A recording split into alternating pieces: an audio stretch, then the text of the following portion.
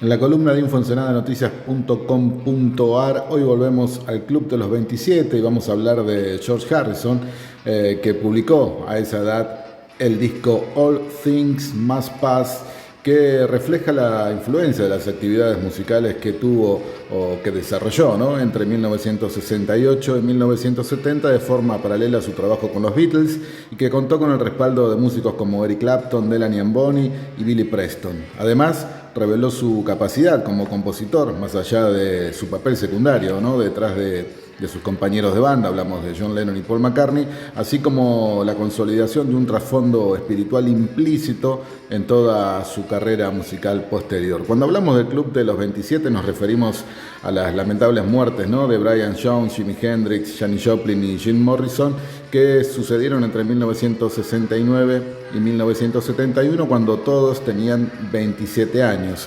Aquella coincidencia dio lugar, ¿no?, a ciertos comentarios, pero no fue hasta la muerte de Kurt Cobain en 1994, también a los 27 años, cuando se tomó ya esa idea del Club de los 27 que captó la atención del público. Nos podemos ir mucho más atrás, a 1938, cuando la leyenda o el mito del blues, Robert Johnson, también moría a esa edad, o podemos venirnos más cerca en el tiempo y nos vamos a 2011, cuando también muere a los 27 Amy Winehouse. Bueno, ahí tenemos a los renombrados artistas o cantantes y músicos que tienen que ver con este Club de los 27. Pero en esta columna lo que hacemos es hablar de los músicos que superaron esa edad y que a los 27 años publicaron un disco destacado. En muchos de esos casos, el mejor de su discografía. Y esto tal vez ocurra con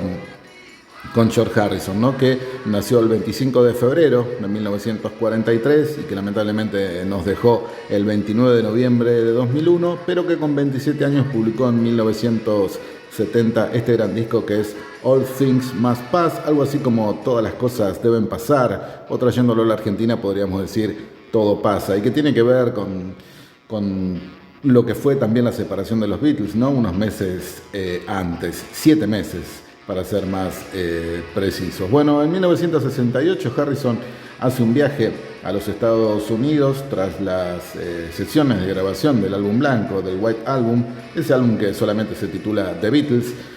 Durante su estancia en Woodstock, en el mes de noviembre, Harrison entabló una fuerte amistad con Bob Dylan, que mantuvo durante toda su vida, y observó la estructura interna, ¿no?, del grupo canadiense The Band, la banda que acompañaba a Bob Dylan, y viendo que todos trabajaban y componían de una manera equitativa, y contrastaba mucho con el rol dominante que tenía Lennon en un principio en la banda y McCartney al final, ¿no?, en la última etapa de los Beatles. Tras esta visita, Harrison entonces experimentó un aumento de su capacidad compositiva y un renovado interés por la guitarra tras haber pasado bastante tiempo, más de 3 años, estudiando las técnicas para tocar el sitar con su amigo y su gurú espiritual, podríamos decir, y musical también, Ravi Shankar. Así que bueno, Harrison comienza entonces a dedicarse un poco más a la guitarra y dejar de lado un poco el sitar. Coescribe algunas canciones con Bob Dylan, decíamos, con esta amistad que había nacido. También colaboró con Eric Clapton en la canción Beige, sencillo para el grupo de Clapton, el grupo que tenía por aquellos días, que era Cream, y que fue lanzado en la primavera de 1969. Su actividad musical en 1969, ese mismo año, incluye también la producción de trabajos para el pianista y colaborador de su banda, Billy Preston, que tocaba con los Beatles y que lo acompañaba también a Harrison como solista. También para la cantante Doris Troy, dos músicos norteamericanos cuyas raíces en el gospel y el soul influyeron significativamente en el disco All Things Must Pass. Además grabó con artistas como Leon Russell, Chuck Bruce, de Cream también, y acompañó a Eric Clapton en una pequeña gira musical con este dúo llamado Delaney and Bonnie. Harrison identificó también su participación en el movimiento Hare Krishna como otra pieza en el rompecabezas de una evolución espiritual que comenzó en 1966. Además de abrazar el visnuismo, Harrison produjo 2 sencillos de Radha Krishna Temple, un grupo de devotos afincados en el Reino Unido, también en esos años finales de la década del 60 y principio de 1970. Por esos días también Harrison invitó al productor estadounidense Phil Spector a participar en la grabación del simple de John Lennon llamado Instant Karma.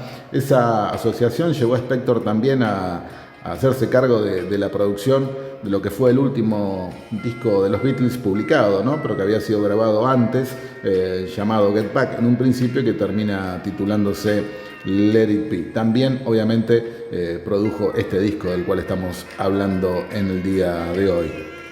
Harrison discutió por primera vez la posibilidad de grabar un álbum solista con sus propias canciones durante las sesiones justamente de Get Back, que tuvieron lugar en Twickenham Film Studios en enero de 1969, donde allí Harrison también, ¿no?, había abandonado la banda y trataron de convencerlo sus compañeros para que se quedara un tiempo más, y así lo pudieron hacer.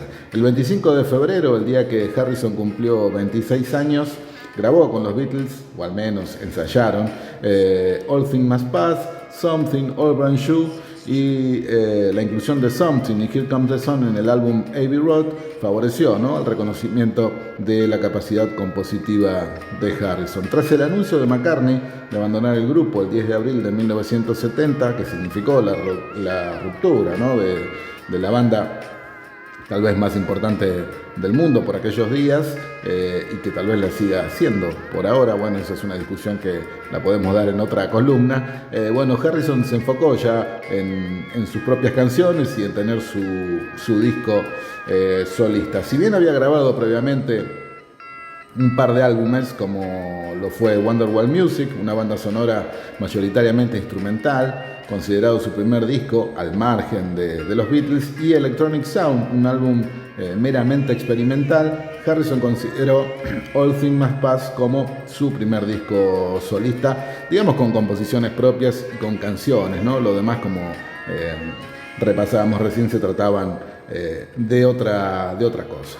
Harrison comenzó la grabación de este disco entonces, como decíamos, con Phil Spector. Esto lo hizo en Abbey Road en mayo de 1970 y contó con, como mencionábamos también, con el apoyo de Eric Clapton, del propio Ringo Starr, de los Beatles, Billy Preston, Klaus Bormann y muchísimos otros músicos más. En su primer lanzamiento, el disco incluyó tres discos de vinilo, 2 de ellos con canciones originales y un tercero con improvisaciones bajo el título de Apple Jam, lo cual supuso la primera publicación triple de un artista dedicado al rock.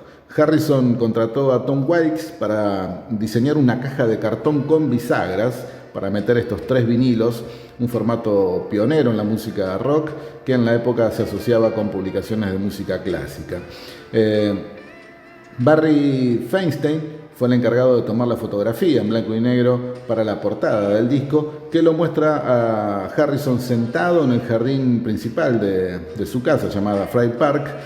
Los enanos se trasladaron poco tiempo antes a ese lugar, enanos de jardín, que están junto a él en la foto, y bueno, al verlos, ¿no?, el fotógrafo encontró inmediatamente un paralelismo con los antiguos compañeros de Harrison. ¿Qué otra cosa podrían ser estos 4 enanos más que los Beatles, que acaban de separarse, ¿no? Fue una idea simbólica y repentina también, tomada allí en el momento antes de tomar la foto, justamente. En el plano comercial, All Things Must Pass alcanzó el primer puesto en la lista de discos más vendidos en el Reino Unido.